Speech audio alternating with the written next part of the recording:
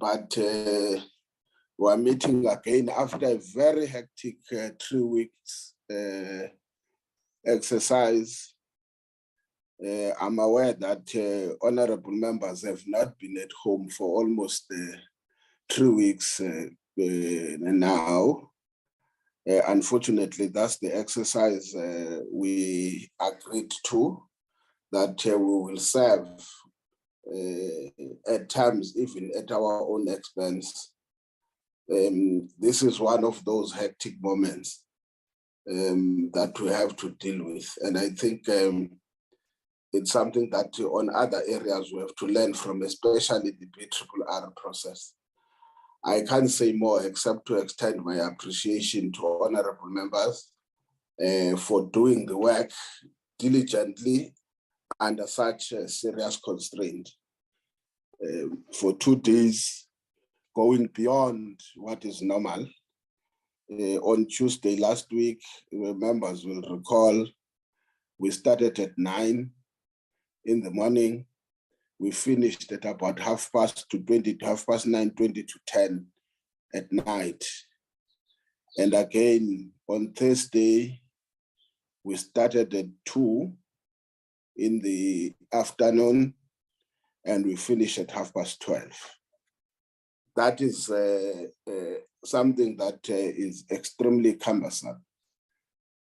At that moment, we had to deal effectively with 13 presentations, 11 entities of the department itself, as well as the AGSA.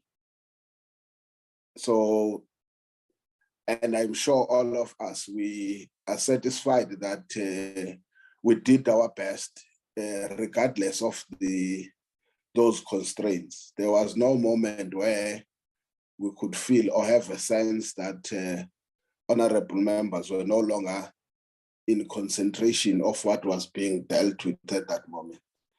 So I think I must extend the word of appreciation to all of you honorable members, the staff that kept on going under those trying circumstances equally. They could have put other reasons, but they dedicated themselves as public servants in doing what is the best that they could. So I think I must extend also that word of appreciation. The worst thing is that as we finished that exercise, they were expected at the same time to be on the road the following day in the morning to be on an oversight, whilst at the same time they needed to prepare the report that we are dealing with today. In as much as at times we are always critics, from where I'm sitting, let me appreciate that they still had to give time in finalizing or drafting the report that we're dealing with today. The last point I must say, honorable members, on this matter is that I hope and urge all of you, regardless of your parties, let's find a way on how we can do our work much better than the pressure that we get, both when we deal with the budget, the APPs, as well as when we deal with the annual financial statements and the audit outcomes, as well as the annual targets that were dealt with. It's impossible that we can have what do I call? We can have 13 presentations being dealt with in a period of 2 weeks. Have finalized everything. But being the case as it may, that's where we are. Let me send that appreciation. Lastly, I think in as much as it may not fall here in this committee, I think we must express our horror on the incident that happened in Benoni, Boksburg, somewhere there, where a 4-year-old was kidnapped, her body mutilated, and so forth. I think we have a duty and a responsibility to make sure that we've got a South Africa that is free of crime. Such elements really do not deserve to be among society. What is more disturbing is the fact that there are allegations that the same individual has been released out on bail on a similar case of rape. When I know that we always say it's so and so who is wrong, it's so and so who has done either the courts or the prosecutions or the law enforcement agencies. But I think something has to be done beyond just what is normal in terms of also making sure that society in general is mobilized and able to deal with such matters in terms of vigilance. Lastly, I'm sure we have also had the disturbing news, which I think we must commend the police on the incident of Krugersdorp. That one of the people responsible or producers of the so-called film that was being practiced has been arrested in connection with that incident. With the allegations, as far as one has picked up, is that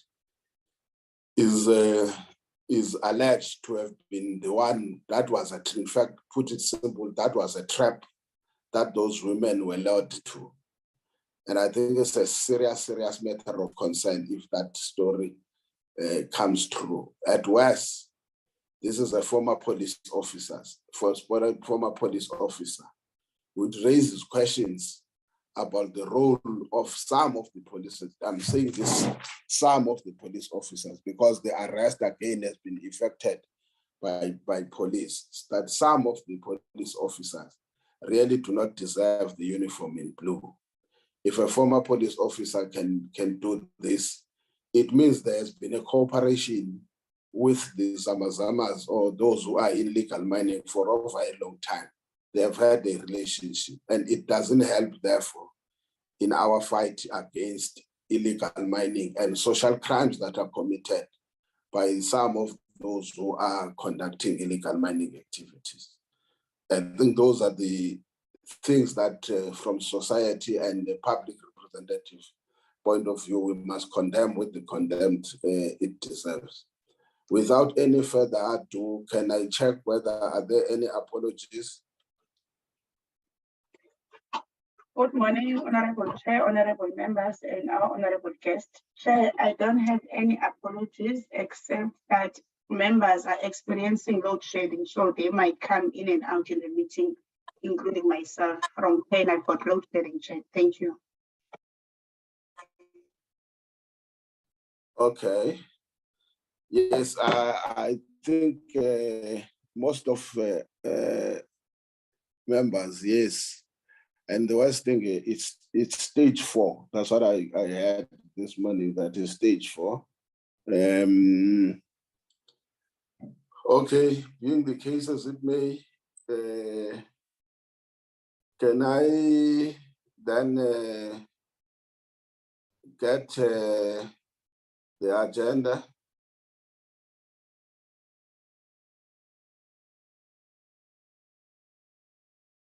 Who's flighting the agenda? Ari will fly, Chair.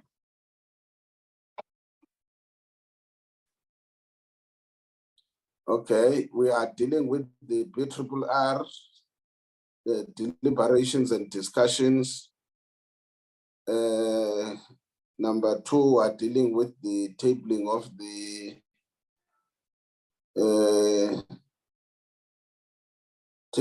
the committee oversight, the reports. in April. I think, Ari, let's put the last one is the issue of the oversight meeting, or whatever we call it, in on Friday in what we call it in Quebec. Yes. Yes, I think those are the issues that we'll be dealing with. In that case, can we then flight and take us through the BRRR report? First, let's allow members that we go through the body, and then Ari, Ayanda, when we come to the observations and recommendations, those ones you will have to read, but you'll have to just flight through the rest of the report, and then we will then deal with the we will then have to read the observations, because that's what goes, the observations and the recommendations. Okay. Honorable members, that's the introduction. If there is a matter that honorable members wants to raise, can you go down on introduction?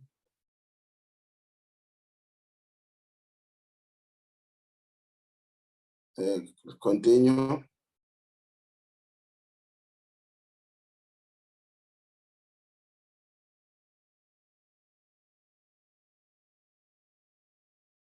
Okay, wait, go up, Ari. Go up. I think it will be 1.2.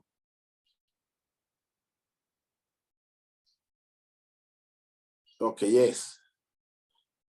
We deal with the mandate on 1.2 of the department and its entities. That's was 1.2. Okay, let's go down. These are that one reflects the entities under the DMRE up to, no, wait, up to, go a bit up. Yes, up to 1.211. That reflects that we have got 11 entities that we have to deal with. It's just a reflection of their mandate and their founding legislation. 1.3 deals with the purpose of the BRRR. Okay.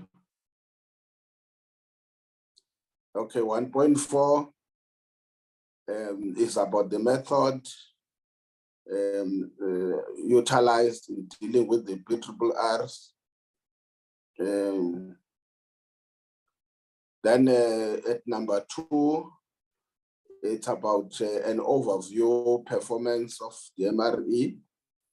2.1 is about the overall financial performance of the department.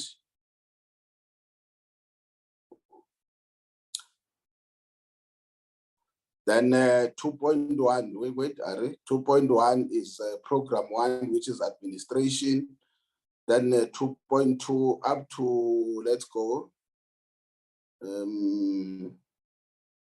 Yes. Let's go. Yeah, well, okay. Program 3 is about minerals and energy policy development. 2 is about regulation. Then it's mine health and safety inspectorate, as well as the mineral and energy program and projects.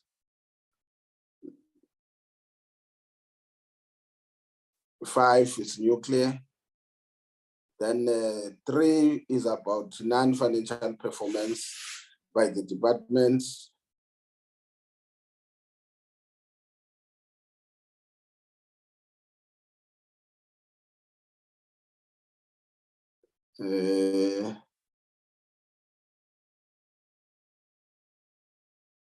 Okay. That's what is contained in terms of the, okay, 4, we are dealing with that's the auditor, the AG's report on the department and its entities. 4.1 is just the overview. Let's go. Then 4.2 is detailed outcomes. 4.3, 4.21 is it's about material irregularities. 4. Is about financial health and risk. Then analysis of expenditure on irregular expenditure. Then that's fruitless and wasteful expenditure. Then 4.25, it's about root causes in terms of the findings on the portfolio. Let's then go 5, entities. It's about the entities.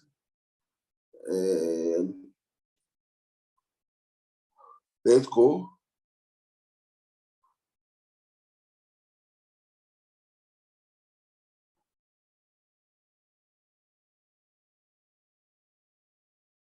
Yes.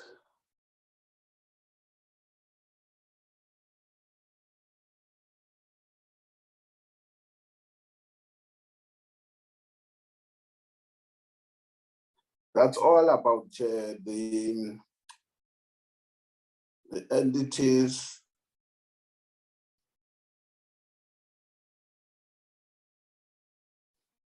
Yes, let's go.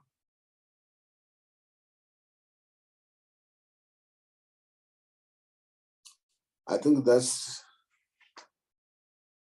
in the main what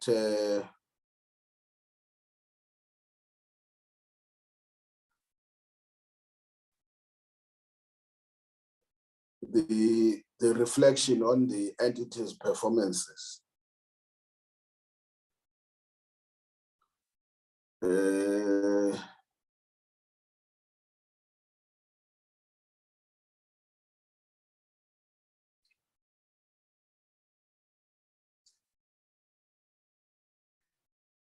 Okay, you will see that as you analyze each of the entities, it will have to take you to 11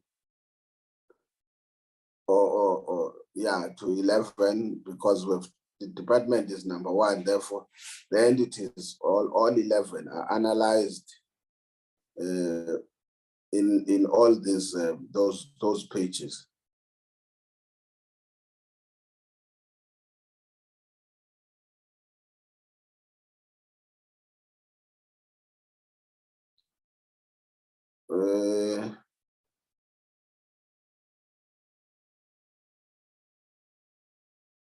Wait a second. Honorable members, before we go to observation again, let me check, is there any member who wants to take us to raise issues on the body of the report?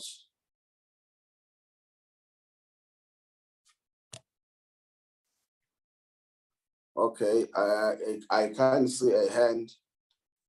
Can I give the secretariat then, because we have to deal and read the observations. We are dealing with observations now only, honorable member, only observations. You are allowed, when we are done with the observations, 1, to make a correction on the observation, or to add on the observation, or to put a new observation that might be necessary according to your views. Can I then, Ari, can you take us through, or I under the observations? Thank you, Chair. Thank you, members. The observations was divided into 3. The Auditor General of South Africa, the Department of Mineral Resources and Energy, and then the entities. Now, to start with the Auditor General of South Africa, 1, The committee welcomed the improved performance of the entities of the department, as 6 of the entities obtained clean audits. 2, it was noted with concern that NEXA has been receiving disclaimer audit outcomes since the 2018/19 financial year. However, the committee also appreciated the fact that there is significant improvement on the findings of the Auditor General of South Africa on NEXA compared to the prior years, an indication that the entity is working hard to move out of the bad situation it finds itself in. Material findings decreased from over 100 in the previous financial year to 14 in the 21/22 financial year. 3, it was noted with concern that the department did not submit its draft annual performance plan for the financial year to the Auditor General of South Africa for the review before it was finalized. Had it been submitted, some of the findings could have been prevented, especially on the setting and measurement of performance targets. 5, the committee noted with concern the recurring findings on the department by the Auditor General relating to poor debt collection and interest not charged on debt. So that was the Auditor General, Chair. 6.2, the Department of Mineral Resources and Energy. The committee welcomed the improved performance of the department, having achieved 72% of its planned targets compared to 67% achieved in the previous financial year. However, the committee was concerned that there was no correlation between the targets achieved versus the budget spent. The department spent 96% of the allocated budget for the 21/22 financial year. 2, the commitment by the department that the cadastral system procurement would be done within the current financial year was noted.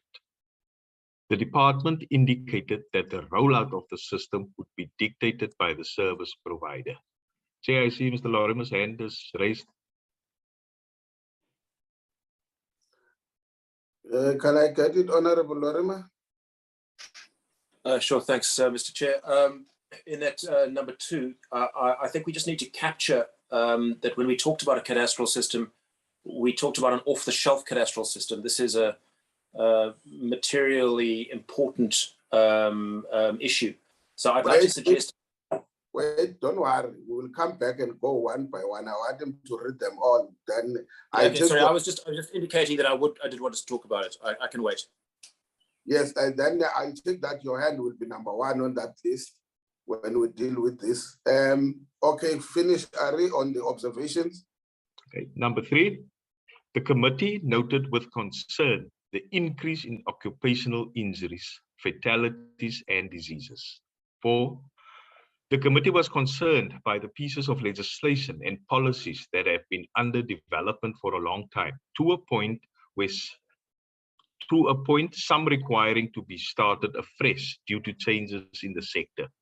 5, it was observed with concern that amid the energy crisis, requests for proposals for 3,000 megawatts from gas, 1,500 megawatts from coal, 513 megawatts from storage targets were not achieved.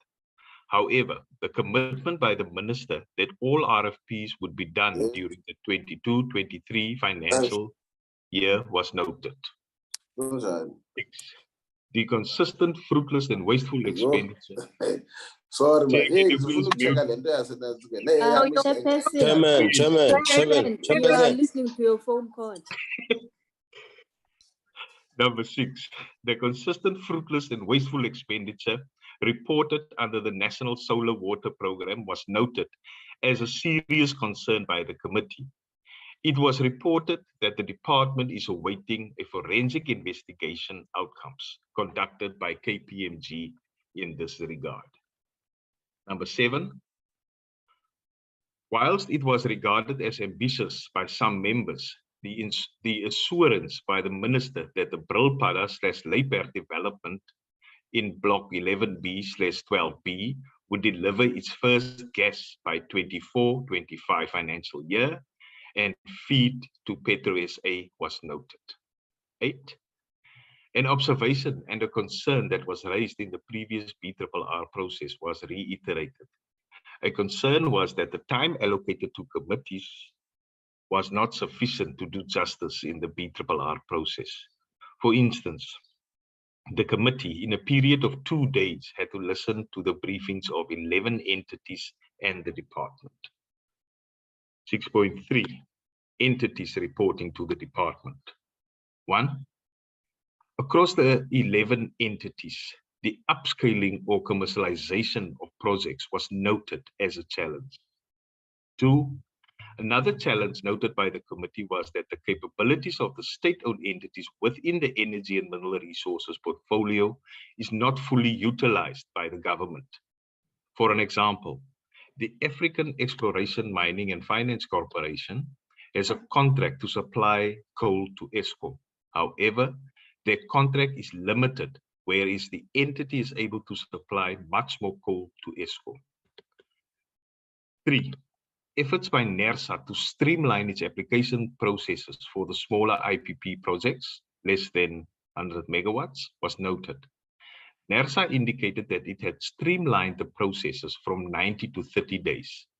It was noted that sometimes delays are not necessarily because of NERSA, but are caused by incomplete information submitted by applicants. 4. The amount of money spent by NERSA on litigation charges was noted as a concern. However, more concerning was the government entities taking each other to court. NERSA explained that the National Energy Regulator Act provides for the applicant to challenge the regulator's decision, and that there was no alternative dispute mechanism provided for in the Act. During the 21-22 financial year, the regulator spent about 16.8 million litigation charges. This compares to 21 million rand spent on litigations in the previous financial year, 2020-2021. 5. The committee congratulated the State Diamond Trader and the regulator for having relocated to the Gauteng Industrial Development Zone precinct. 6. The committee noted with concern the 2 crucial resignations at the State Diamond Trader. The Chief Financial Officer and the Chief Executive Officer were reported to have resigned. 7. The continuous plea for intervention by the SADPMR was noted. The plea was that there should be VAT exemption on imports for the industry to free up the much needed cash.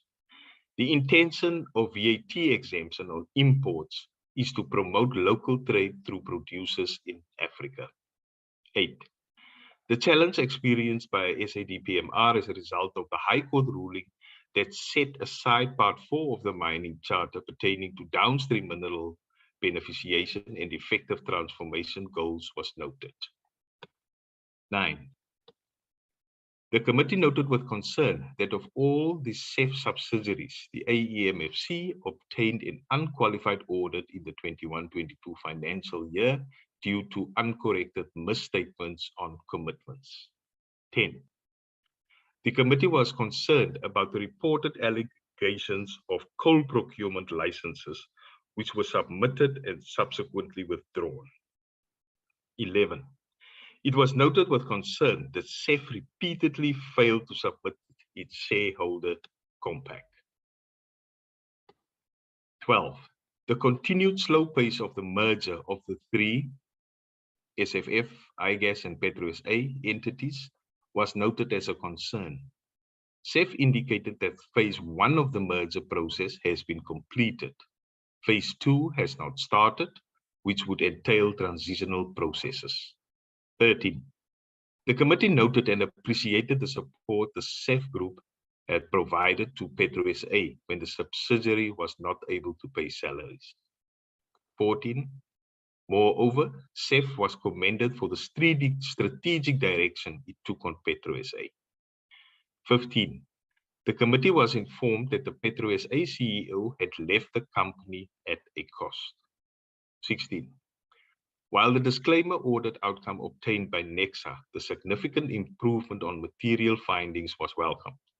However, the reliability of the financial forecast on NEXA was questioned by some members and the Auditor General of South Africa. 17.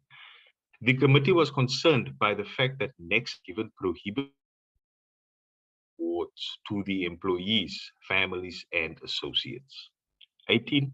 The committee welcomed the good work of CGS, including the entity's involvement in the issue of flood disasters in the country. 19.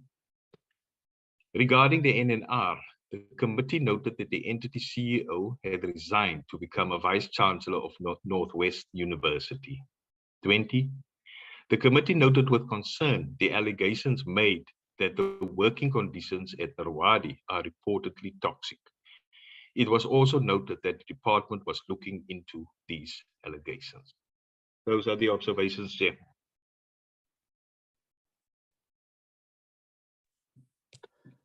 Okay, thank you, Ari. My apologies, honorable members. I thought I had muted my gadget.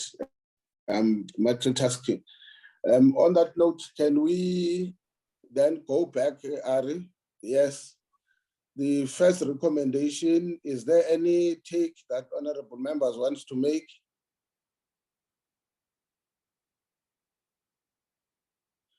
On number 2? Chair. Oh, I see the end of Honorable Lorima and then Honorable Milam. Or you want me to allow you to go through all the observations? I think that will help too if members want to do so. Yeah, let me give Honorable Lorima, Honorable Madog, Honorable Milam, Honorable Madog. Is there any other member? Let's just take all the observations. Honorable, okay. Let me take Honorable Lorima. Okay, thanks, Mr. Chair. So it's it appears in number 2 of the observations on the DMRE. That's top of page 49. The commitment by the department that the cadastral system procurement would be done within the current financial year was noted. I think it's material that we note that cadastral system is an off-the-shelf system as it was described to us in the meeting, or commercially available. So I'd like to suggest that we remove the word "the" in front of cadastral system and put instead "an off-the-shelf." So substitute "an off-the-shelf" for the word "the." The same thing comes up again in recommendations number 5 on page 52. So it should then read, continuously monitor and ensure that the new off-the-shelf cadastral system. That's my suggestion, Mr. Chair.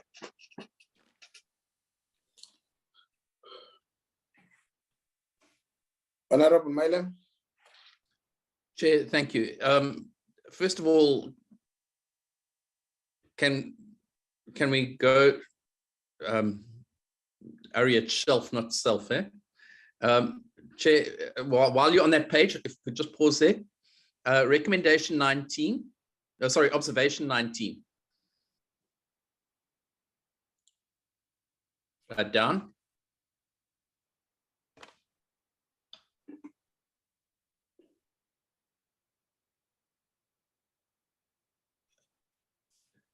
Chair, I don't dispute the observation. I just think that it's sort of irrelevant to the performance of the entity. And we congratulated the CEO and or the former CEO, and we noted it in the meeting, but I don't think it's worth capturing in a BRRR report. I would be more concerned with the implications of that on the entity itself in terms of knowledge management and what's the word? Want to say brain drain? Yeah, that kind of thing. Yeah. Okay. Chair, then I do have a concern with regard to NNR that the issue that I raised on Thursday night, and I know it was very late, has not been captured. There were two issues that I pointed out with regard to NNR. The first one was the weighting of average salaries in the administration department as opposed to the line departments. In other words, those parts of the entity that are actually doing the technical work of the entity. The administration costs seem way out of proportion. And I think that we need to, as a portfolio committee, dig into that. And I would ask that that be built into the recommendations when we get to that a little bit later. So the observation would say by the committee was that administrative costs are more compared to the core functions for functional programs of the entity. That's it, Chair. The average salary of the administrative departments was significant. Okay. It was about 50% higher. That was the first observation I made on Thursday night. The second observation, and although it got a little bit, I don't want to say heated, but I mean, it got a little bit of debate going, is with regard to the performance bonuses in the last financial year. Now, I disagree fundamentally with the CFO in this regard. If you have a look at the annual report, the performance bonuses that were paid out amounted to, I think it was 21 million Rand on annual salaries or annual basic salaries for the entity of 102 million Rand. The CFO indicated that the top performance bonus was 20%. But if you take 21 million Rand, it's 20% of the total salary bill. So that means that the average performance bonus was 20%, not the top performance bonus, the average was 20%. And I think that we need to do some investigation as a portfolio committee, and I'll again come back to it in the recommendations. But I think that the performance bonuses of NNR were out of line with what should be a norm in an entity of this nature.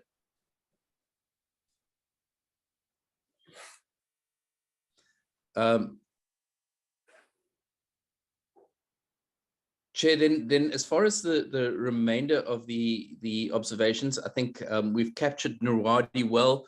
I'm not sure that we've properly captured the commercialization emphasis that I mentioned about Sanedi.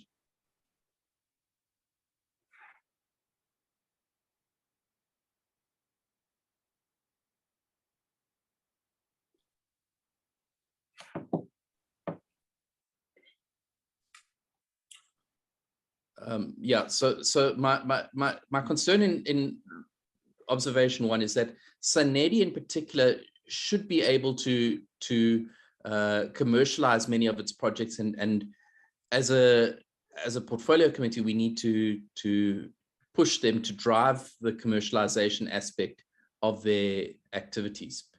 Chair, the last point that I want to make relates to the observation about the department's performance objectives, and in particular if you can just pause there.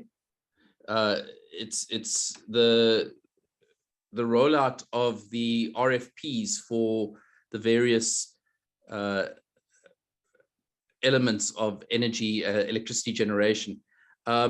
Chair, I think that one of the things that hasn't been captured, and unfortunately I wasn't in the meeting at that time when the DMRE presented their report, but I think one of the things that has to be captured is the fact that the IRP is becoming more and more outdated as we go by, and as days go by, and that it was based on outdated information almost from the day it was issued. And so I think we need to address that going forward. Thank you, Chair. Honorable Madoga. Thank you, Chair. I think with mine, it's just a few observations that I think should have been included. But the first one, I think it's observation number 5 on the AGSA report. where it speaks about the challenges that are there in terms of collecting debt and everything. But I think what also needed to be, in terms of recurring findings, yes, what also needed to be included was the delay in average creditors' payments, which is affecting SMMEs that are doing business with the state, where instead of the average 30 days, it's now 45 days. I think that is one thing that was omitted. And then in terms of the observations as well that were made, as presentations were made by the different entities, including the department, was perhaps, I would say, maybe the miscommunication between the AGSA and entities in terms of the findings. I think that was the observation we made when we were discussing with NESA, where they were not aware of some of the findings that were made by the AGSA. And what that therefore means is that they would not then be able to put in the measures in place to fix those findings. So I'd say perhaps that they are not processing findings with the AGSA, some of the entities, as they should, and there's also miscommunication. I think that's an observation that needed to be included. And then another observation that was made, it was on Petro SA's non-performance, or one of the reasons why it was not performing was that it was not just the reason that they had given, but also the issue of employees in the subsidiary or in the company, the issues that they had raised when we were doing oversight, including the botched exploration initiative and the fact that up until now, there hasn't really been feedback or resolutions in respect of what are the measures that have been put in place to remedy that situation or to even investigate and hold people accountable. Another observation that should have been there, I think this one is on the department, and that the department to a certain extent does not extensively communicate with affected entities whenever it makes decisions. Particularly, I think there was an issue of mine health and safety, where they were saying that they were unable to execute some of their duties because of the judgment on the mining charter, which was not appealed, and that they had communicated with the department. And I think also NESA raised the same things about the withdrawal of the gas amendment bill, that it will then affect them in a great way, and that has not been communicated or extensively communicated with the entity. So I think those are some of the things that we needed to include. One other thing, I'm not sure if it is there, but the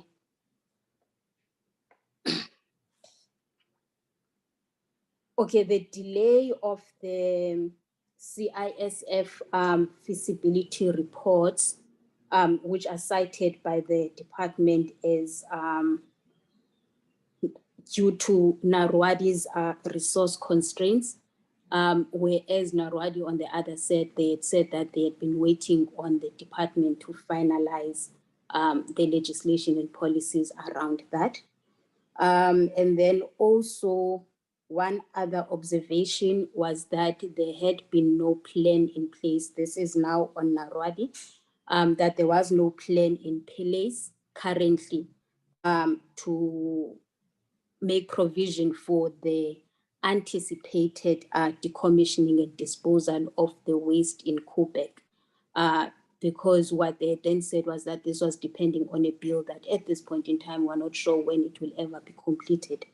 And also there was no plans in place in terms of building a repository for high level waste, which is something that also Narwadi had indicated in their report, that they are anticipating the disposal of high level waste, but at this point in time, they do not have any measures in place for the building of the repository.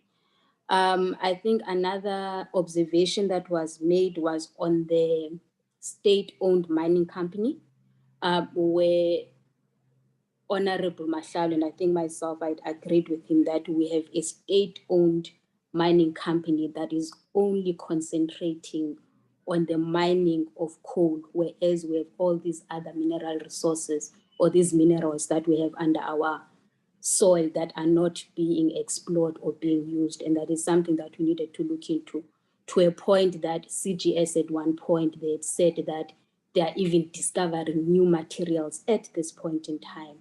And instead of those minerals being referred to the state-owned company for mining and exploration, they are actually giving out mining rights to new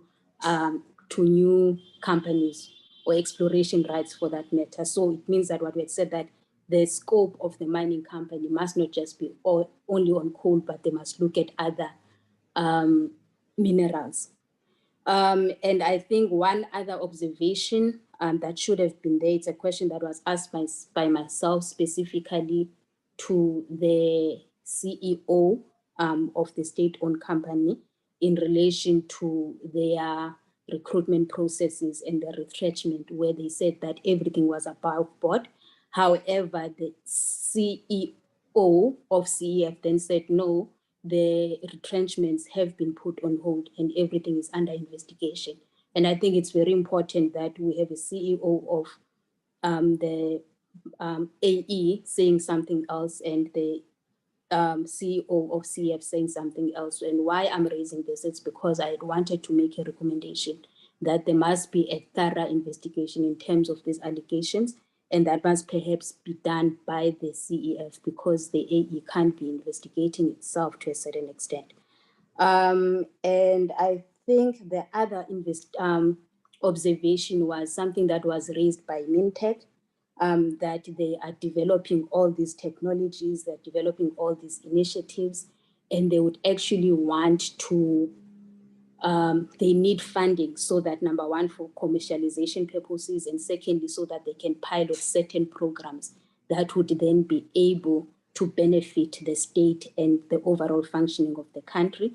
Another observation was perhaps how state entities are expected to be going through the tender process, as opposed to them being able to get first preference as and when our work is being done. An example being the fact that they had developed technologies for storage, or they are developing such a technology for storage, but they do not have the funds to pilot that program. And moreover, they are still speaking about the fact that they would have to tender with the state so that they are considered.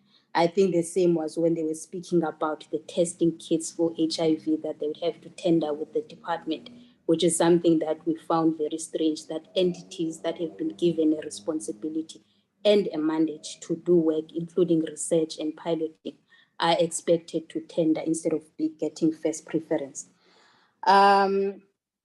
I think another observation, which perhaps would even tie into what we saw in terms of the oversight as well, was the issue of rehabilitation, that at this point in time, it does not look like the department has a plan to actually make sure that there is rehabilitation and closure of ownerless and derelict mines on time, because what is being raised is that the department does not have money to close all the mines that are expected to be closed, but we're having the serious implications of such. So basically just that there is no plan in place for the rehabilitation and closure of derelict and ownerless mines.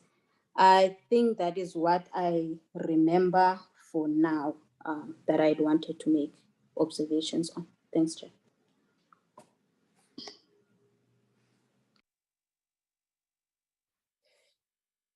Are there any other take on the observations?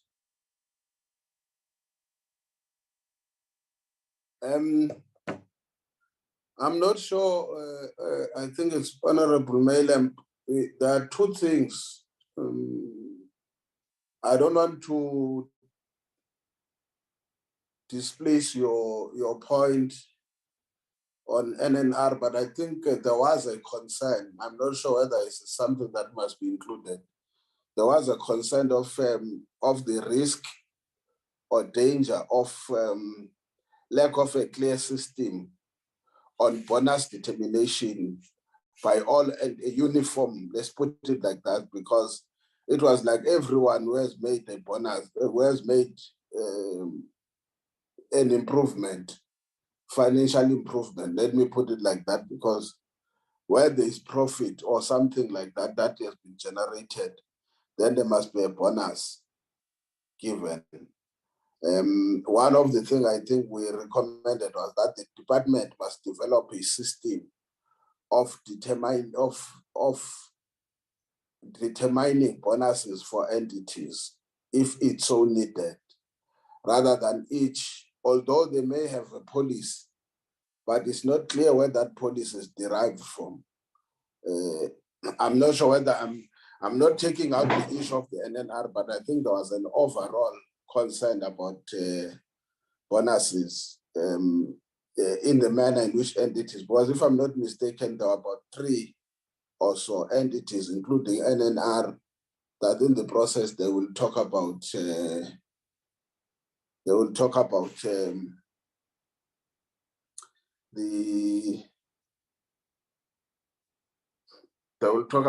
the bonuses. I think the second thing somewhere there was an observation about Nexa's call it dissatisfaction.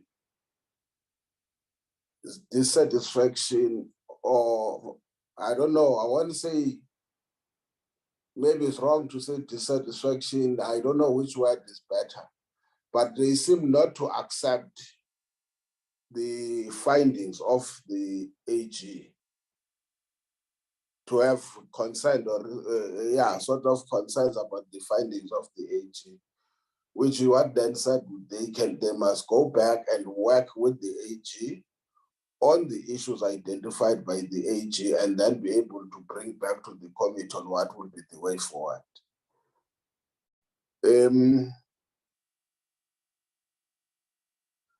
I think on the issue is clear, and what the thing is correct, but we also said the chairperson of the board must also write to the committee and confirm that the board is dealing with the matter in consultation with the shareholder, not only just the department, so that we can then hold them accountable. So the allegation can be noted, but I think there was something that was a follow-up when it comes to recommendations.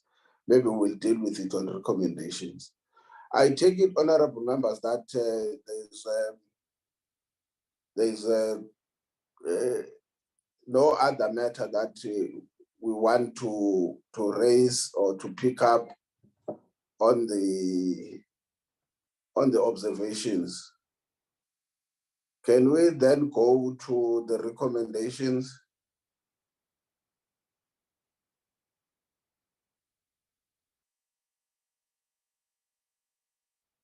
Take us through again in the same way, honorable members. When he's done, we will give members a chance to speak to those recommendations.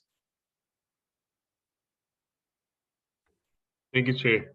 Then the recommendations. It is recommended that the Minister of Mineral Resources and Energy should, 1, continuously monitor and ensure that the NEXA further improve on its current performance. 2, ensure that the DMRE submit its draft annual performance plan timeously to the Auditor General of South Africa on an annual basis.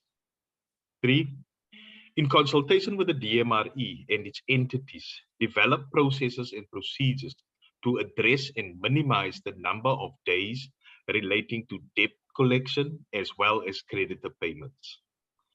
4, address the capacitation of the revenue collection unit within the department, as well as the challenges related to the information communication technology system in order to strengthen and improve debt and credit payments. Continuously monitor and ensure that the off-the-shelf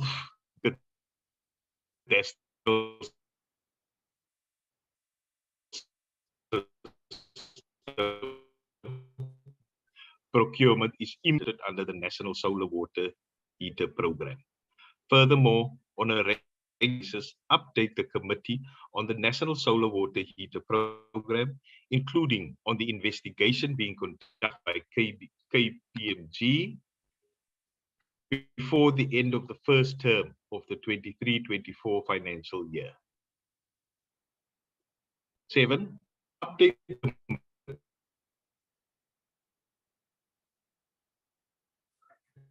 I'm not sure whether is it on my side or you seem to be disappearing. Power producers. 8. Oh. Okay. 7. 8. Sorry. Address and develop mechanisms across the 11 entities in upscaling or commercialization of projects. 9. Prioritize the filling of the Chief Financial Officer and the Chief Executive Officer posts at the State Diamond Trader. 10. In consultation with the Minister of Finance, address the SADPMR's plea for VAT exemption on imports for the industry. 11. Ensure that the Board of Narwadi make a written submission to the committee explaining how it's handling the allegations of unpleasant working conditions. 12. Ensure that the AEMFC make a written submission to the committee explaining the allegations of the mining license submissions and subsequent withdrawals. 13. Ensure that entities that are having the necessary capacity to provide certain services, such as coal to ESCOM, are prioritized when work becomes available. Those are the recommendations, Chair.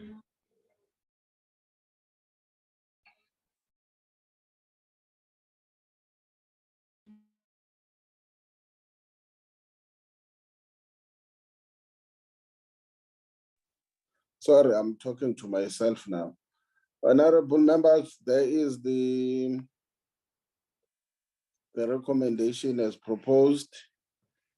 I'm not sure, Honorable Mailem, whether it's a legacy hand that is likely to be refreshed or is Sorry, Chair, legacy. Okay, now it can be refreshed if because we're on recommendations now. Can I check comments on recommendations from 1 to the last one? Members can have a take.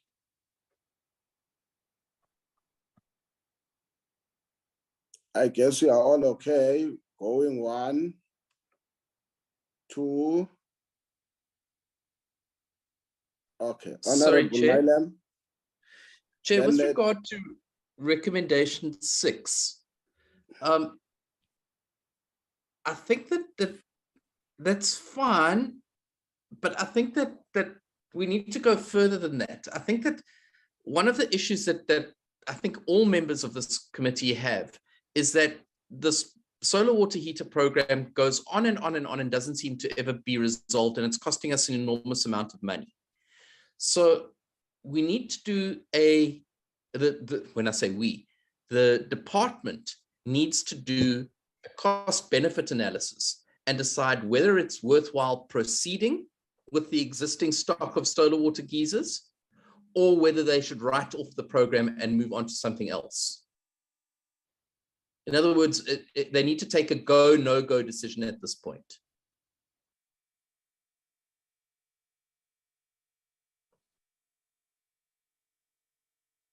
I don't know how you want to capture that, Chair. No, it's a matter that the committee, if members agree, there's nothing for me. I'm just sharing. I'm taking views from members. The only thing that I know, what was a recommendation, was that the department must also engage its sister department or departments as well as state institutions. That is on the solar water heater program. For instance, one of the things we raise is that if you are going to deal with solar water heater program, it becomes a service delivery program. And therefore you have to engage departments like COGTA or human settlements, but also you have to get departments like SALGA. I would have said, I don't know whether honorable members, for me, rather than to say the department must, in consultation with the National Treasury, present a comprehensive strategy, including cost benefits, to present to the Committee on Mineral Resources on the way forward on this program. And then we have to call them specifically on that issue and say, this is what, and this is what in our engagement with National Treasury as we move ahead, or the view is that, like Honorable Mylem says, that it will not be in the best, make any financial benefits going forward. You will bear with me, honorable members, if I get lost. I thought where I am, load shedding was 14 to 18:30. Now you're 16 to 18:30, but I'm load shedded already at 10. But let's hope I will be able to balance going forward. Will that not assist, Honorable Mylem? Chairperson, that's fine. I do think that the important decision is whether we proceed with this program or if we continue to pour money down what seems to be a bottomless pit. That's the decision that needs to be taken. Chair, the next recommendation that I wish to address is the following one, which is the Independent Power Producers Procurement Program. Chair, there are, I think it's 3 IPP programs. There's the RE IPP, in other words, the Renewable Energy IPP. There's the Risk Mitigation IPP. And then there's the, I think they call it the Small Embedded IPP. I'm not sure of the exact terminology, but I believe that sits with Eskom, although responsibility falls inside the IPP office. So I think the entire IPP program needs to be looked at, and we need to look at specifically the delays that have impacted on bid windows 6 and 7, and what can be done to reduce those delays given the energy crisis in South Africa.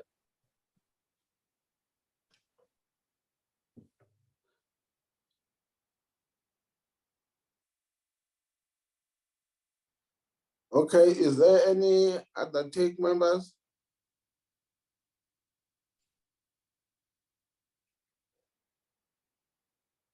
Going one, Honorable Matobe. Thank you, Chair. I did have my hand up initially, but then I did get disconnected because of load shedding, so I had to change gadgets quickly. So I may have missed, and I might repeat some of the recommendations that were made by members. I do apologize in advance if that is the case. But nonetheless, the first one that I wanted to make, it was on the solar, water, and geysers project. And I think that we do understand the department keeps saying that they are waiting on investigations to be completed, but they've been waiting on investigations for a while. So I think my recommendation, because I know even when we went to Oversight, I think last year, we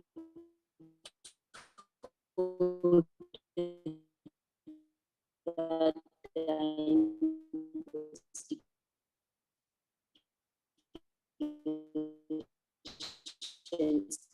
so perhaps the connection is bad on my side, Mema Dokwe. I thought that's why it's difficult to follow up. That could be the recommendation. I thought it's me because I'm load shedded. Oh, I'm experiencing it as well, Chair. I can't hear.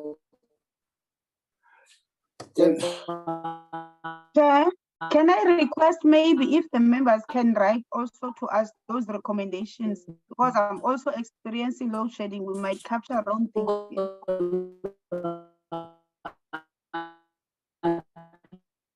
I doubt even if Honorable Madobe can hear us.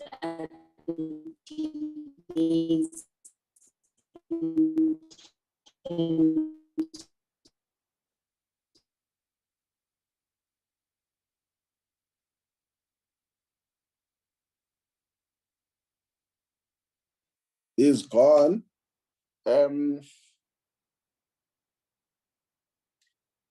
the case as it may, is there any other hand?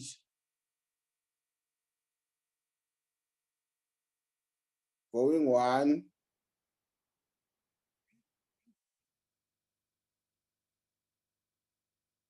Going one, two, three. Okay. The recommendations will then go through the normal process and for adoption, not today. I guess we are done with that section. Can we now go to the report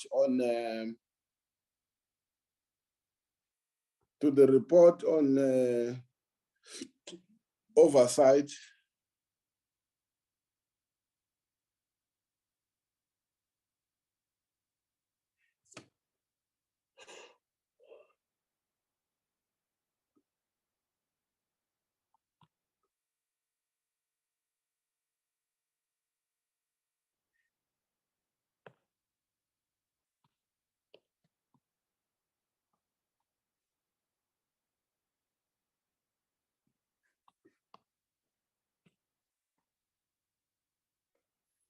Oh, okay.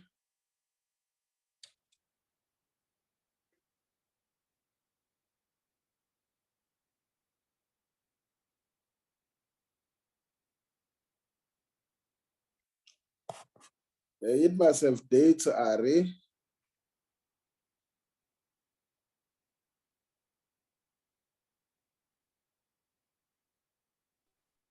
What do you mean, Chair, when it was undertaken? From the date it was undertaken, I'm not sure, is it October?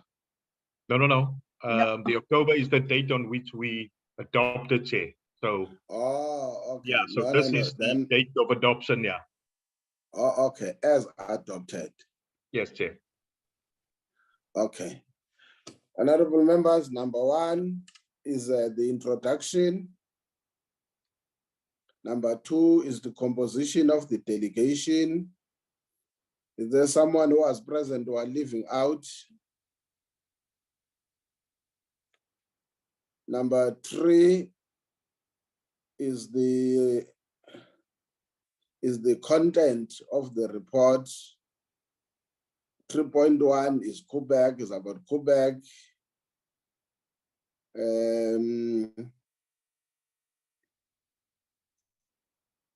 That is 3.11 and 3.12. Supposed to go down.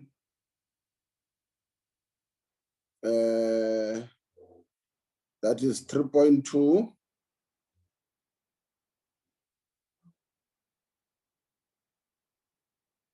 Um, 3.3.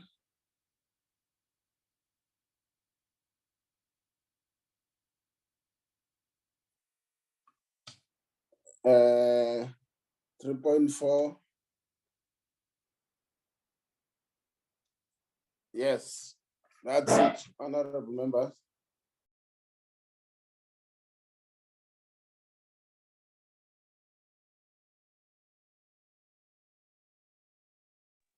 Okay, then is there any matter that honorable members wants to to deal with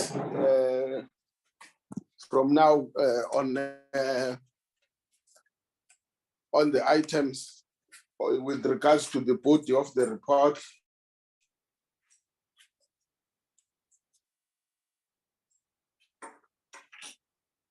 Can I check?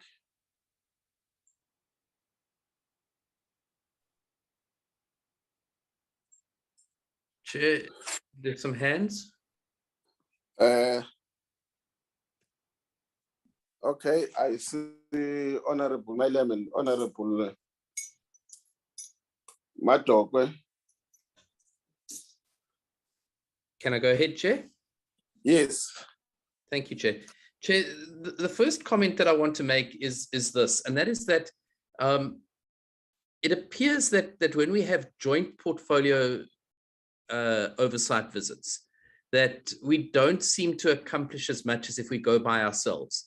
And the reason for that is that, first of all, there's a lot more people, which means that there are a lot more questions and comments made during discussion periods, which means that as happened in Coburg, our questions don't get answered or they get postponed to a later date, and then we never actually seem to get around to them. So I want to raise that as a flag. I am aware of similar things happening on some of the recent oversight visits as well, where there have been joint committee meetings. I'm not saying that we shouldn't do them. I'm just saying that it's a concern going forward. Chair, then with regard to do you want to go into observations now, or do you want to come back to observations afterwards?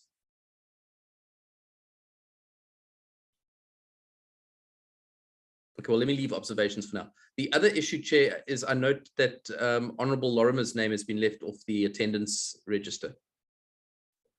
No, sorry, I'm talking. Let's deal first with the body of the report, like we did with the previous one, and then we will go to the observations, and then we'll go to the recommendations. Okay, thanks, Is Chair. there any matter on the body of the report?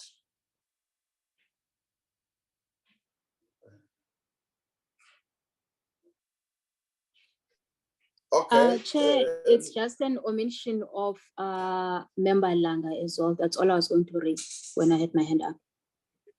Okay, that's fine. Can we then go to the observations? I know Honorable Mailem, you will be number one. Is there any comment on observations?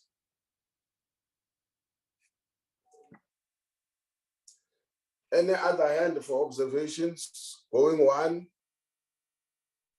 2, 3. Okay, Honorable Mailem, because your hand, you wanted to call the observations. Thank you, Chairperson. Chairperson, just on 4.1.1 Coburg, I'm concerned that we haven't noted the safety concerns around the life extension project. In fact, it's safety concerns and how can we put this? The likelihood of the license being renewed in 2024.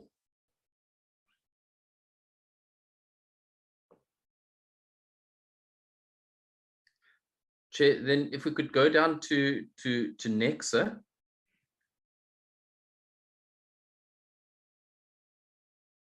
Oh, sorry, before we go down to Nexa, on Petro SA, the other observation was the impact on the local community of the closure of the Petro SA plant in Mossel Bay.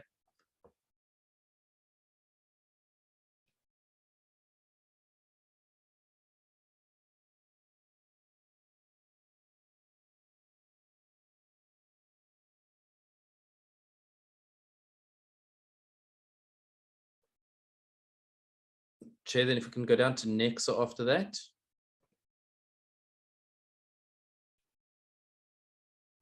Okay, that's fine.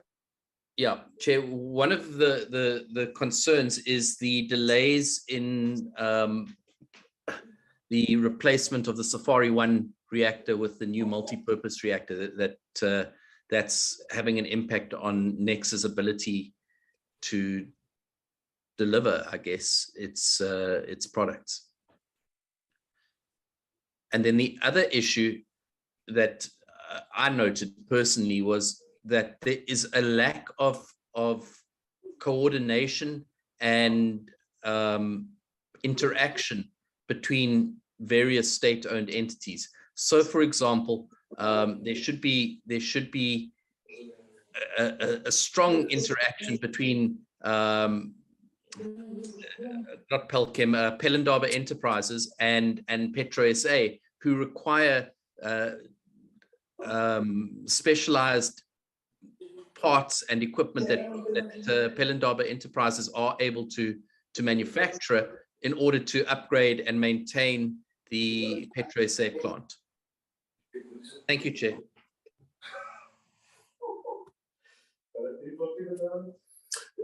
Okay.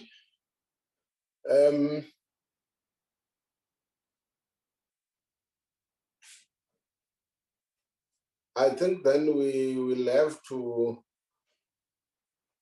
I think one of the things, honorable members, in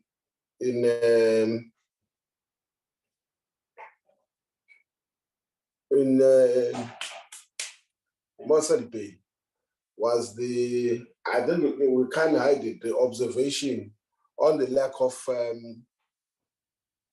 frequent or constant interaction between Petro SA, the municipality, as well as the other stakeholders. Because in some cases, even the municipality were raising concerns. It was plugging around with the pen. Sorry, Betty.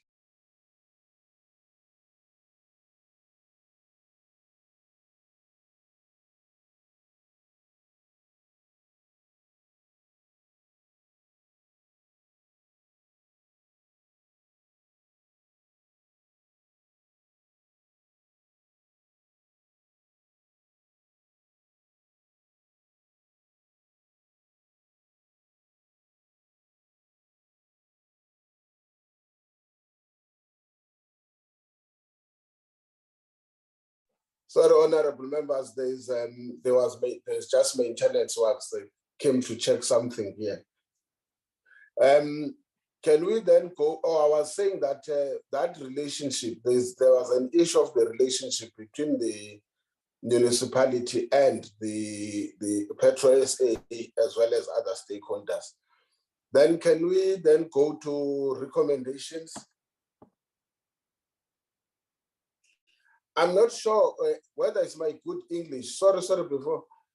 I've tried to check, but let's leave it. We may find a way of dealing with it at a later stage. Can we go to the recommendations?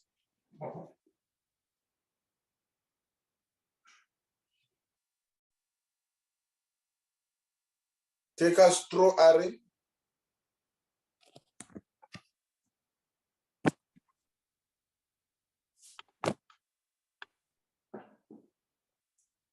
Committee recommendations.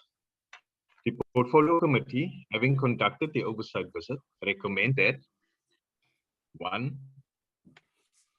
By the end of June 2022, Petro SA submit a preliminary to the committee on its engagements with the Wanangaba Development Forum and the Mossel Bay Municipality. This report has been received.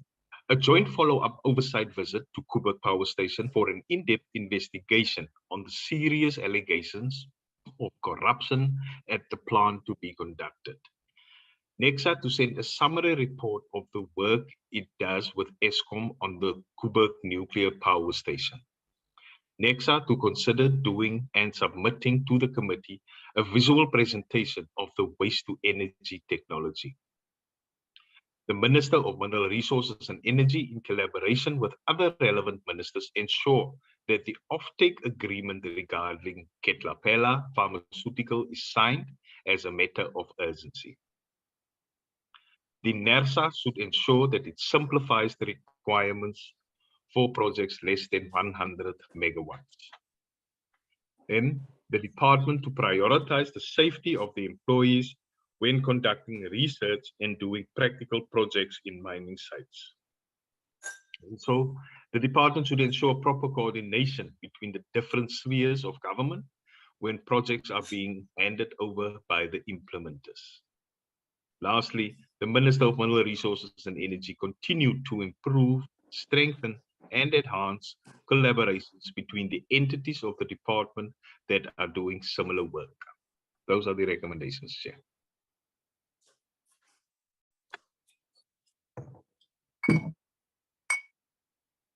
Okay.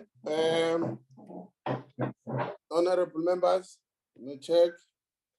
I want to, when we are done here, to make a plea, because there is something that honorable members have been saying, but it will depend to this committee because we've got a position. Are there any take on the recommendations?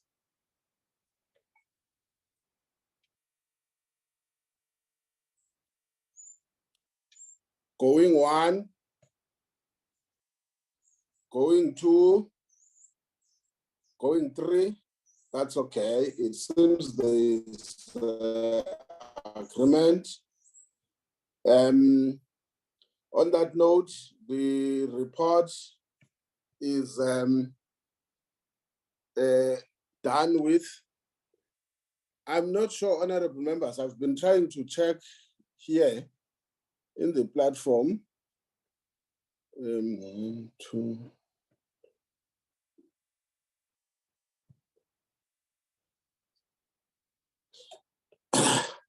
I'm not sure whether members will allow some degree of flexibility. I'm putting it in this manner because some members, even on the wall, they've written that they've been kicked out. They would have wanted to make a point. Some have been experiencing load shedding.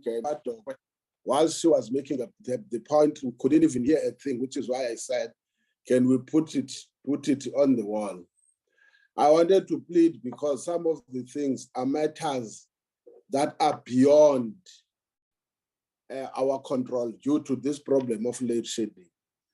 That can members, and I'm saying this in the context that they may not have been there. For instance, Honorable Maddock again, when she was speaking, she said she's not sure whether what she is saying, it would have been something that was said, and therefore she wants to apologize in advance. There is a possibility that there could have been members who would not have been aware that at the time we were dealing with what section, or we were dealing, or they would not even have had the complete sessions that we're dealing with. I'm just trying to check, and if members say no, that's fine. Can we allow only specifically, not on something new that I could have raised, for instance, myself as a chair? Can we allow only that part where members, they would have been lost? For instance, I'm saying, because I'm afraid to go back to Honorable Maddock, we then find the same experience again because she's load shedded.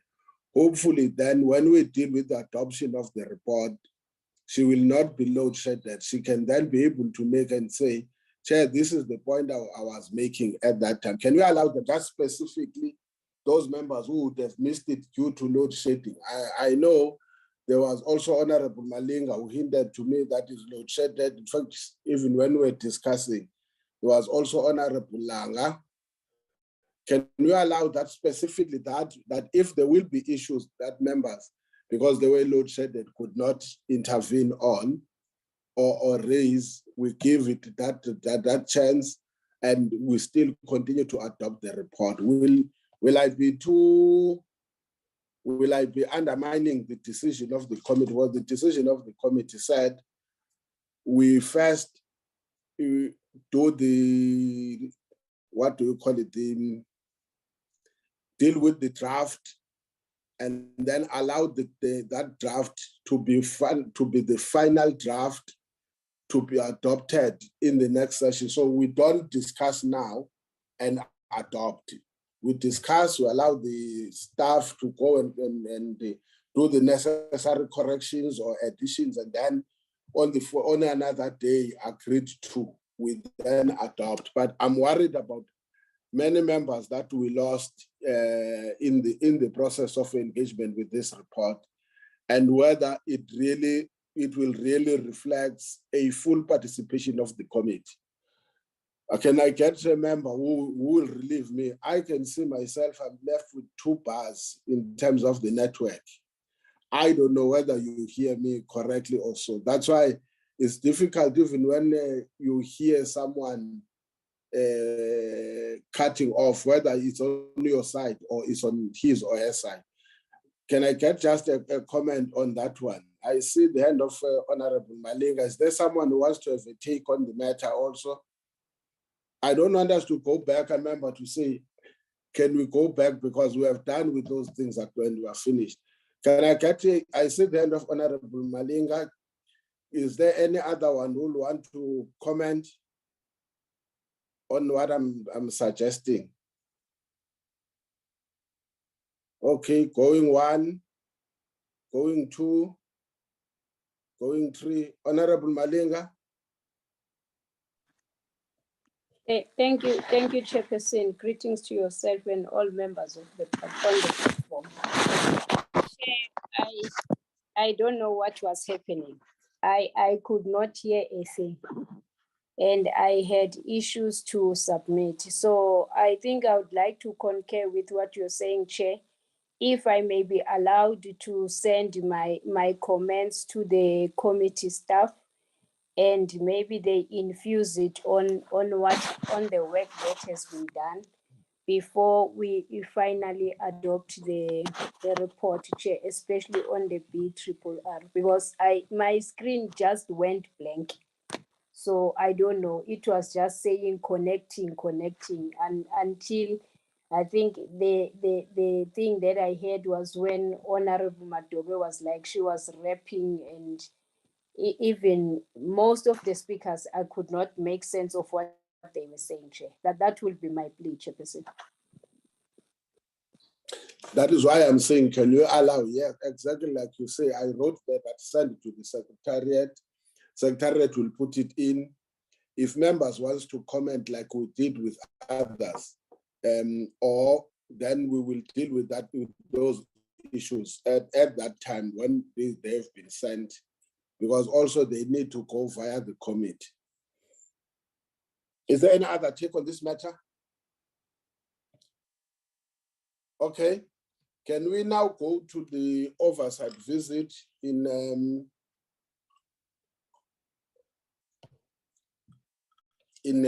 Quebec? I'm not sure whether Ari or Ayanda, it should be you or it should be myself. We'll start with honorable members. The number of apologies that we have received from members, especially after finishing the oversight of the 5 provinces in Northwest, which initially we thought we'll finish at about 2 or 3. We ended up finishing at about 4:30, if not 5 o'clock in the evening. But like Honorable Mailem was saying, we are having a joint portfolio committee oversight due to the fact that some of the issues that were raised were not necessarily far away from the what is this? Far away from the issues that were raised by the other committee members. Now I would say we're sitting here with quite a huge number. And it is this committee, therefore, that will finally make a determination or a decision. But I've just spoken to, and I must say upfront, I've just spoken to the chair of public enterprise to say that we are worried about the number of apologies that we are receiving from our side. And the chair of public enterprise is of the view that we have got no choice. We have to continue with the oversight. So I thought I must then table it to honorable members, this matter. Understanding that, yes, I can't deny that we've been through quite a grueling process. Myself just alone, it's now almost 4 weeks, it's a month since I've been away from home. But if the call says proceed, I doubt I'll have a choice, but I will have to again accede to the call. I'm such a democratic person that even such things, they must be subject to the committee on what then do we do. So I'm placing this issue now for honorable members to make a determination with regards to the oversight visit in Quebec, which is this coming Friday. Can I get your views? Or Ari and I want to lead. Let me save you. No. Let me save you on this one. Can we deal with this issue, honorable members, and take a decision?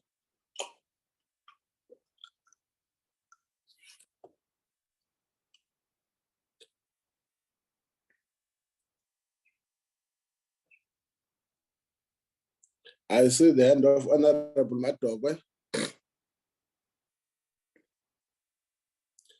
Is there anyone who wants to comment? Going 1, 2, 3. Okay, honorable Matogwe. Thank you, Chair. I think what I wanted to say is perhaps because you're saying that we're getting a number of apologies. I would assume it is from both portfolio committees, but I think we must first establish the reasons for the apologies and what is the proportion, because for us to say we have oversight on Friday and therefore we must continue with those that are available and it's only 2 or 3 people, it's still not going to serve the purpose. However, I think all of us, we do know and understand that we have a responsibility and a commitment as well to see through all the programs that we have adopted. So I think the nature of apologies must be properly scrutinized and all of us must avail ourselves. But we can't push if we're saying that no, it's only 2 or 3 people that are available. So I think that is the issue that I'm having at this point in time, in terms of in terms of apologies, where are we standing, and whether if we were to push, we would have it would be worth it. But also my suggestion as well, or my submission as well, is that as members of parliament or members of the portfolio committee, we do to a certain extent have a responsibility to commit to this oversight, considering the fact that why we had spoken about it a while ago, also the reasons for the oversight are very important. Thanks, Chair. No, when I said I'm not just democratic, I'm transparent. When I disturbed the meeting, it was the chair of briefly saying, and I don't want us to have a discussion on that. Public enterprise said, for them, they are continuing with the oversight. So it's only on our side that we must make a determination, but public, and unfortunately, we can't stop them if they are of the view that they need to dispose of the matter now and then focus on other. So my simple answer is that no, it's not the 2 committees. Public enterprise, they say they want to continue with the meeting, with the visit. On the issue of apologies, unfortunately, I have not have a tradition of going deeper, because the only thing you get in terms of the rules is that if a member makes an apology, that becomes an apology. It's not a question why I not. It can only be my chief whip or my whip in this case, all parties, the whip of that party is the one that will require the reasons for your non-availability or non-participation or non-attendance. In terms of the rules, it's so difficult to ask a member, if I'm correct. That's where Ayanda can help in terms of the procedures. But to the best of my knowledge, if I said I'm not available, I put an apology. I don't have to explain what is the apology. Unfortunately, I don't think the rules demand that. But the whip or the chief whip of the party concerned is the one who will seek the apology, because the assumption is that you would have been granted leave of absence by the apology that you are giving by your party. But let's deal with that thing. I saw the hand of Honorable Zungula and Honorable Malinga, but can Ari and Ayanda assist me just on that aspect, procedural?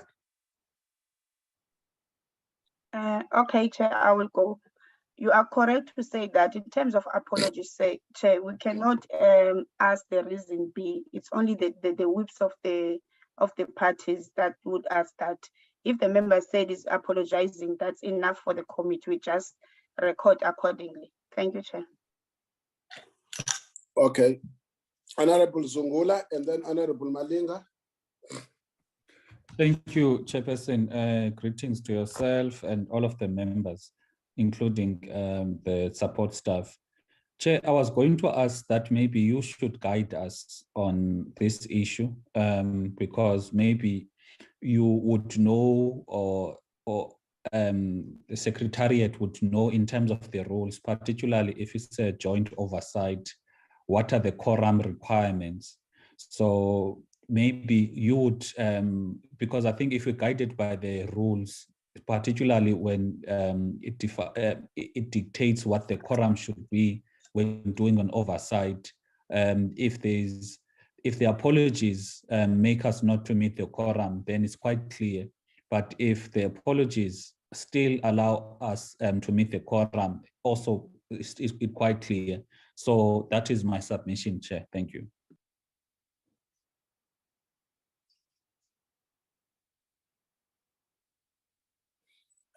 Okay. Honorable Malinga.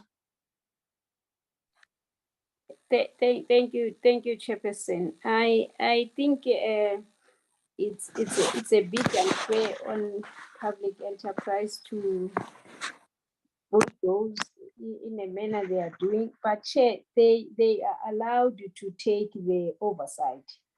The problem is that it was a joint oversight, and really some of us we are unable to attend, and I want to concur with what Honorable Zungula is saying in terms of the quorum, if it would be.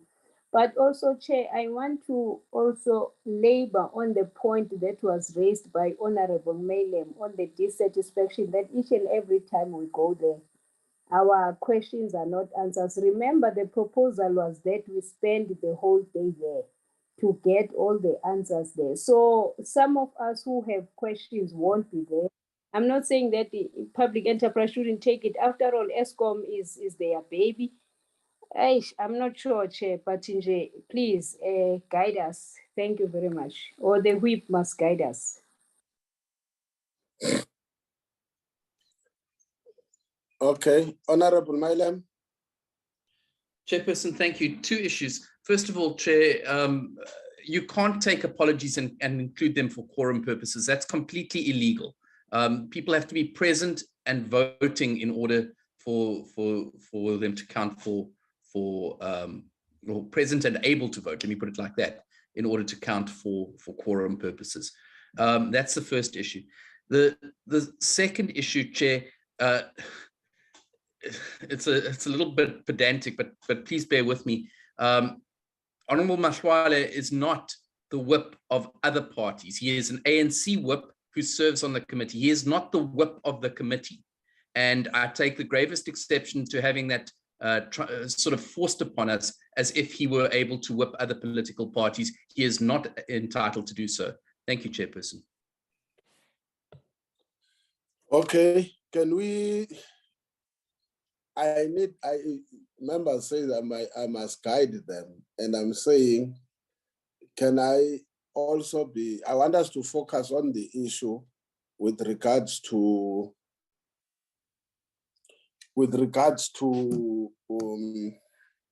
the oversight visit. The first point, it's difficult to argue when the date and everything, according to the chair, was agreed by us.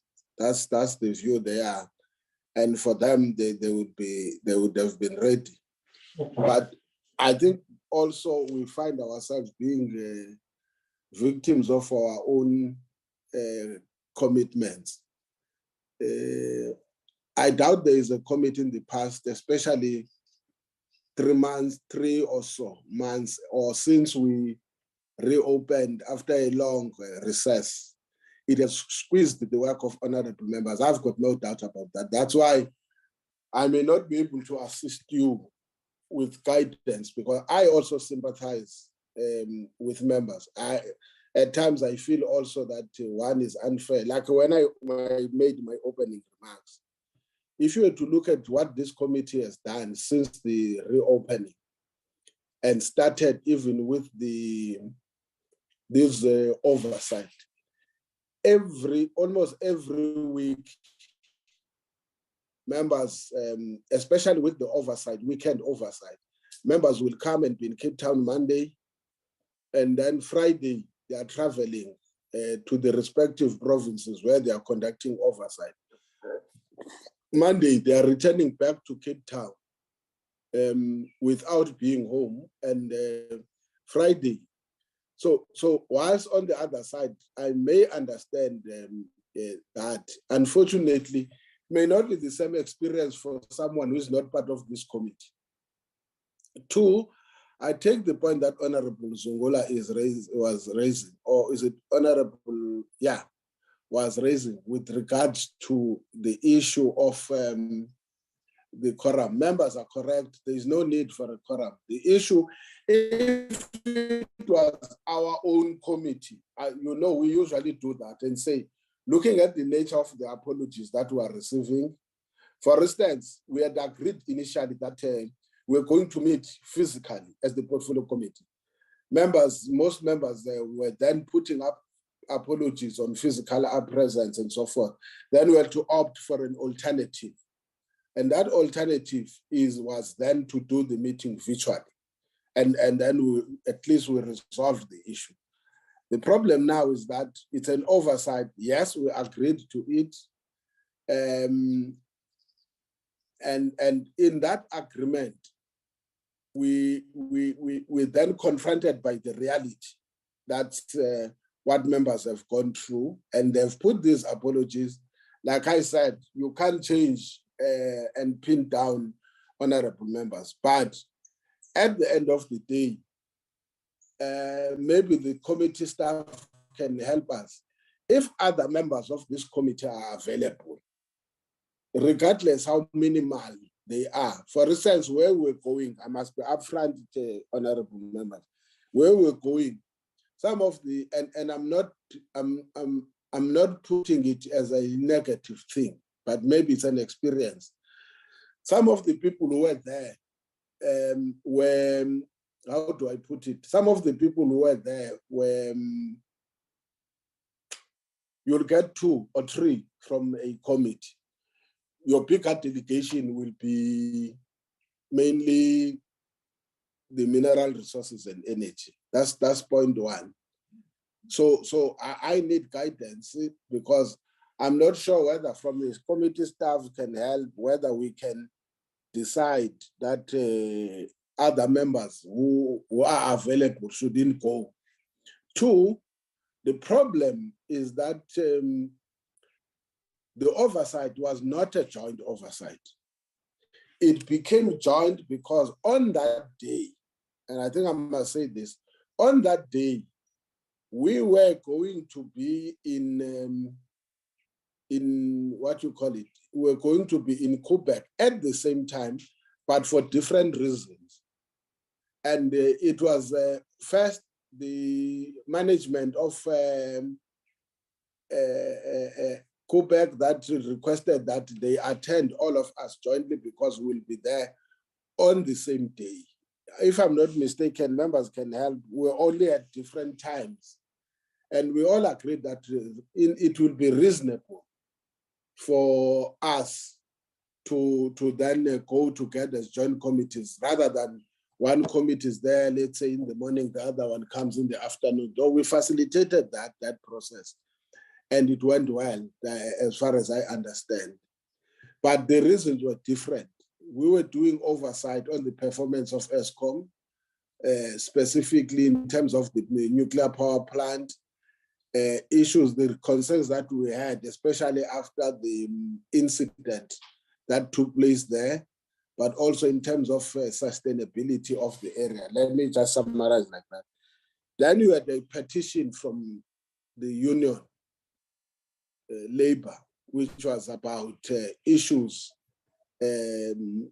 of what they believe was taking place at Quebec.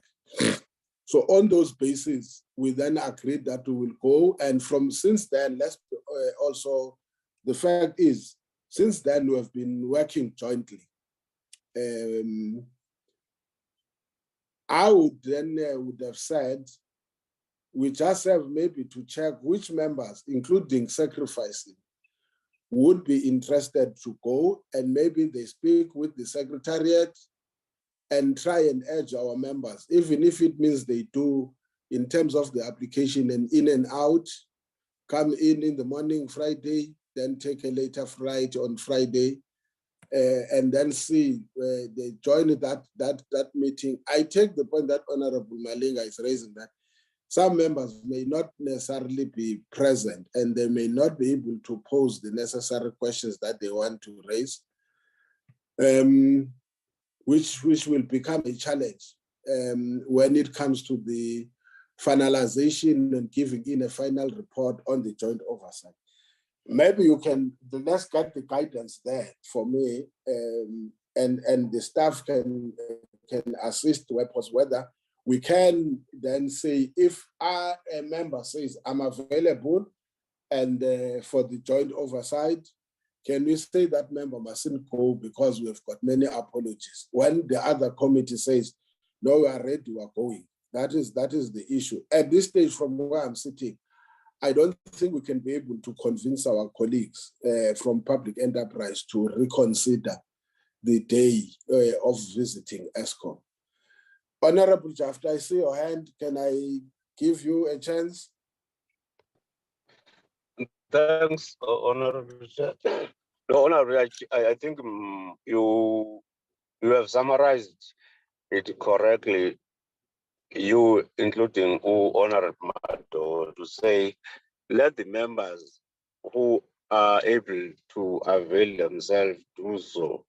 And you, as the chairperson, you lead also on the side of the committee. Because I think the visit is very necessary, especially at this time around for the South Africans of our committee to be part of the visit on Friday. So I would, as you were saying, and also you seemed to be supporting what Honorable Mato was also saying, to say, let the members avail themselves, especially if ever there are no e-land. It's not a matter of interest, Honorable Chair. You were saying members should, those who are interested should commit. I think this is a matter of commitment, especially for the people who represent in Parliament. So I will plead with the members to avail themselves so that you lead them with the committee for e-land. So that is my intake, Honorable Chair.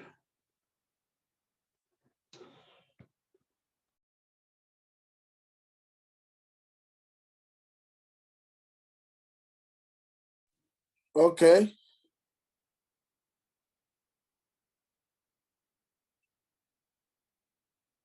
Any other take?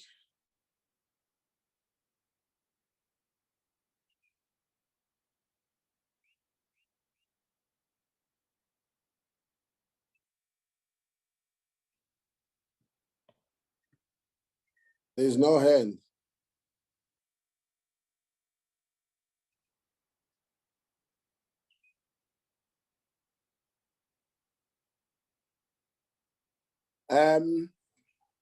Chairperson, Yes, Honorable Mashauri. thank you very much, Chair, and greetings to all.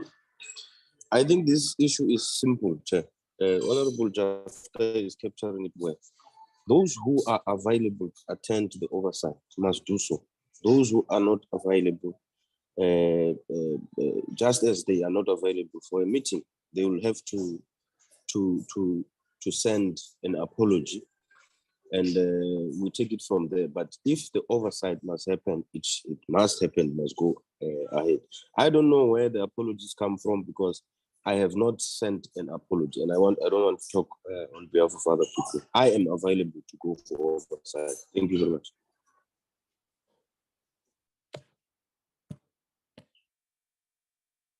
Okay. Honorable members, I think then, like I said, that it will be difficult to tell a member whether to go or not to go if there is a delegation that goes according to the prior agreed. Can we then say, honorable members, those who are available must confirm with the Secretariat now, including their point of departure, times, and so forth. And then the Secretariat must work on that. I don't think I've got a choice. Myself as a chair, I will make myself available, and I will work the logistics aside. If it means then a delegation of 2 or 3, but let's leave the issue of availability now with, but we're concerned about, there are honorable members, many of them. I think we had about 5 or 6 honorable members who had made concerns of being available. But let's then take that those who are available will attend, like I said, and then leave it at that. And then the Secretariat, they must work on the logistics from now going forward. Is there any other matter, honorable members? Yes, Honorable Lorima, I see your hand. Yes, Mr. Chair, just on another issue, we have been told that we're going to be getting that report on the Mpumalanga office of the DMRE. Do we have a timeline on that? It's a matter that is in your hands. Remember, it's in the program. It is in the program. When we deal with, if I'm not mistaken, Ari, can you have an Ayanda, when we deal with the, what do you call this, the rehabilitation? Somewhere in November. When we deal with the investigation, the rehabilitation funds, there is an issue on the investigation report. That's what the department will come and present. It's in the program. Okay, Mr. Chair, do we know if we'll get it in advance of that meeting? Pardon? Do we know whether we can get the report in advance of that meeting? They usually send, remember, they will have to send presentation, and we've got a 24-hour deadline before the meeting. Okay. Thanks, Chair. Yes. Then in the meeting, if it is not what we expected, you know, we have one side, this me and you may have got something common to share.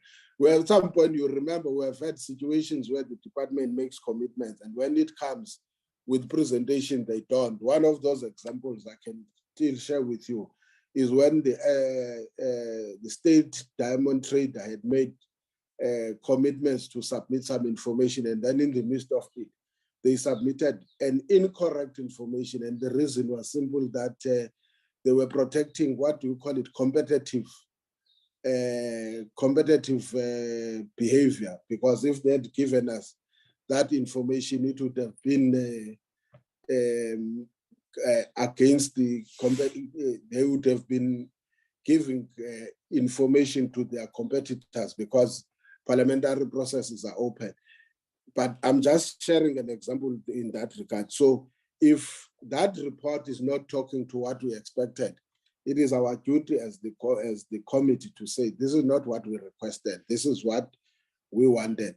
So until such time they send us the presentation on the matter, we will not be able to prescribe, but we hope and believe that they know when we said we needed, amongst other things, the information report on the issue of it's not only Mpumalanga, it's the closure of the 3 offices and therefore the results of the investigation. In those offices, it was Mpumalanga, Limpopo, and Northwest.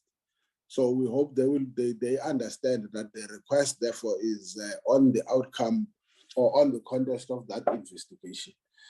Honorable members, in the absence of any other matter, can I then declare the meeting adjourned until Thursday? Thank you very much, honorable members. Thank you, Chair. Great.